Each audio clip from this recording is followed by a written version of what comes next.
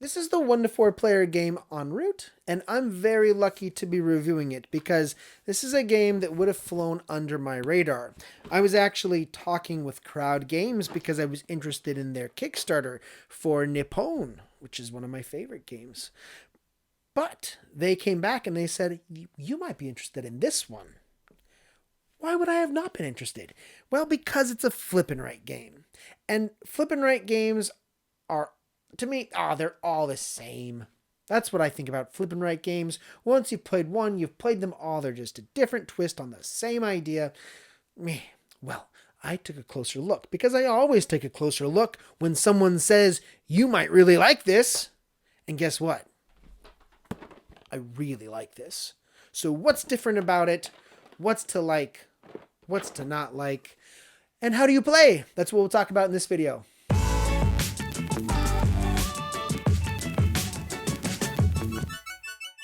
In En route, you are a tour guide taking tourists on a walking tour of one of 7 cities. The game comes with 7 cities. 6 of the cities are modeled after cities in real life.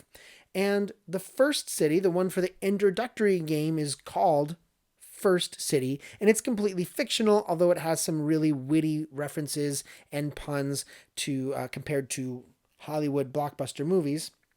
But it's a fictional city, and for this video, we're going to be looking at that map, even though it's less exciting than what I think are the cities that are modeled after real-life places.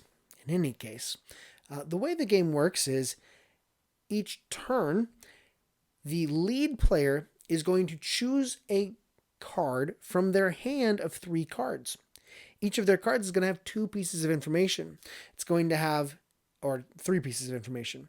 It's going to have a number, which represents a coordinate.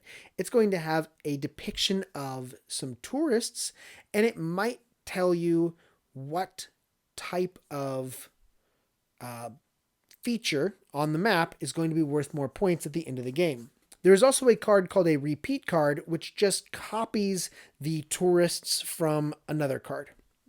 Now, the lead player plays this card, and then the player on their left and their right pick one of the cards from their hand of 3 cards. And then the lead player flips them both over, and they must decide which of these cards, the one on the left and the one on the right, is going to be paired with their card to make a coordinate pair. But there's ambiguity on which is the X coordinate and which is the Y coordinate. Is it row 6, column 4, or is it row 4, column 6? This is something that every player gets to decide. Once they pick the location, they make the colored symbols to represent those tourists, and then every player gets to place 2 segments of a route. The only thing that matters is at least one of these segments is bordering the block on their map where this is drawn. So they do this, and that is 1 turn of play. All of the cards are discarded, and the lead player passes to the left. This process gets continued until all players have played 10 turns.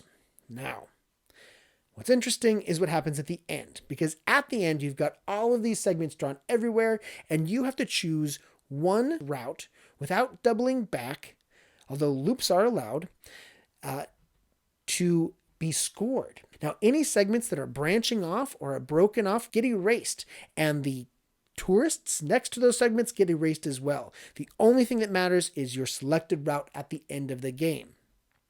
And this one gets scored for a number of objectives, and the objectives are going to vary from city to city, but the primary way you're going to be scoring points is by counting the number of tourists along the route and multiplying it by the number of matching destinations, matching color destinations. So you get the product of each of these 3 types of tourists, you sum up all of that. Every map is going to have some special locations, which are going to have a variable number of points. You sum up only the ones that you walk by on your route, you add those. There are a few things that have a static number of points, and then there are a few additional minor objectives and personal objectives that will give you points as well. That's how you play the game. I really enjoyed this game. I enjoyed it more than I thought I would. I played it with my kids and I played it with my wife and my adult friends. Both went very, very well. I did have to modify the rules slightly by removing objectives and personal objectives when playing with my kids, but nevertheless, we had a great time with it, and I think there's a few reasons for this. The first thing is I think that the theme of this game is terrifically successful. A walking tour is a very accessible theme. This is something that seemingly everyone can relate to. Walking through a city, seeing the sights. And it's fun to look at these maps and to kind of envision making a walking tour. The objectives, you've got tourists that want to see certain things. These tourists have themes, by the way.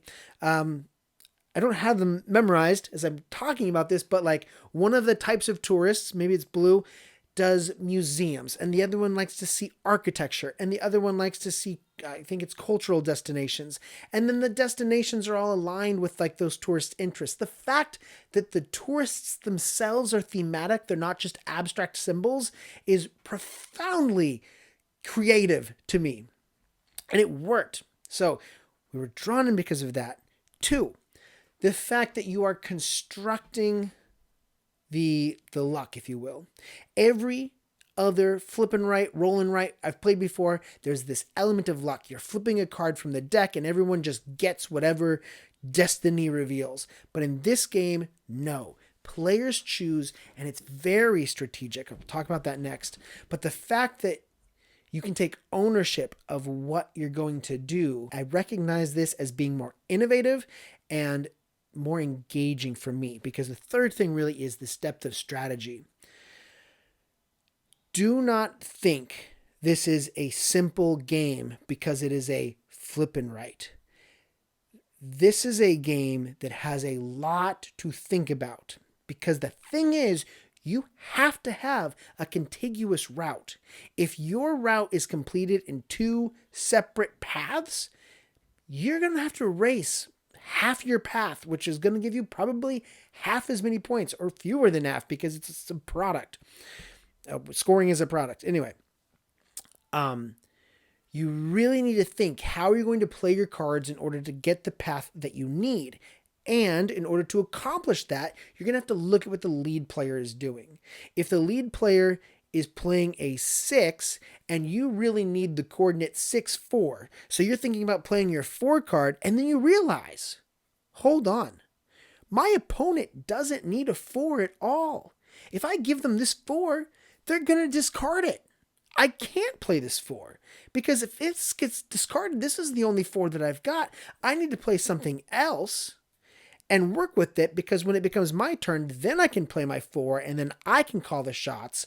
But I think I need to think more about what they want so that my card doesn't get wasted. Do you see this problem solving? Like, it's much more than just like, oh, I want 4, so I'll play 4.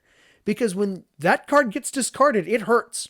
Hand management is normally not something you think about when you're thinking of a flip and right game. Yet that's what you have here, and I think it adds to the depth of the strategy, but I also think it segues very nicely into what you might not like about this game. So we'll talk about that now. What might you not like? Easy. What I just said, because the problem is you play your 4 and that gets discarded.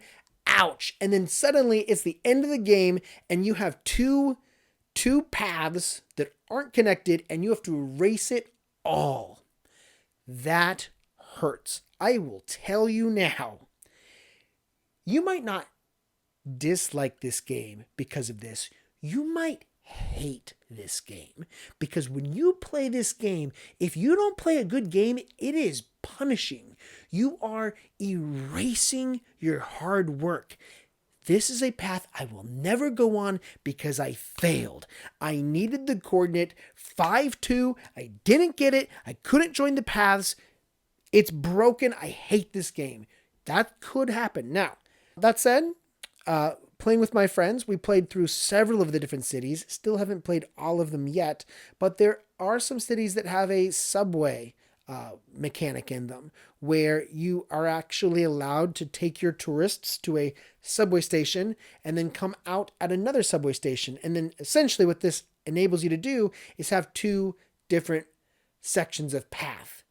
I really like that because I feel like it eases out the severity of the rules. And even more, we enjoyed playing it with the experience. It's only 10 turns. It's a quick game. It's got a good flow to it.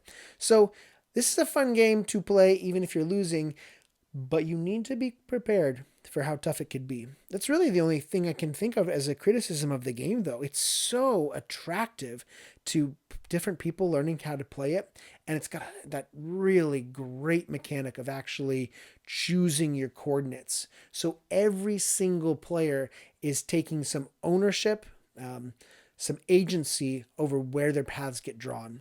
So I just thought this was brilliant. Definitely one of the most innovative flip and right games, both thematically and mechanically, that I've maybe ever seen. The game en route. Thank you for watching this video. I'll see you next time. Bye-bye. 14 is 21. I want a 6, I want a 6, I want a 6.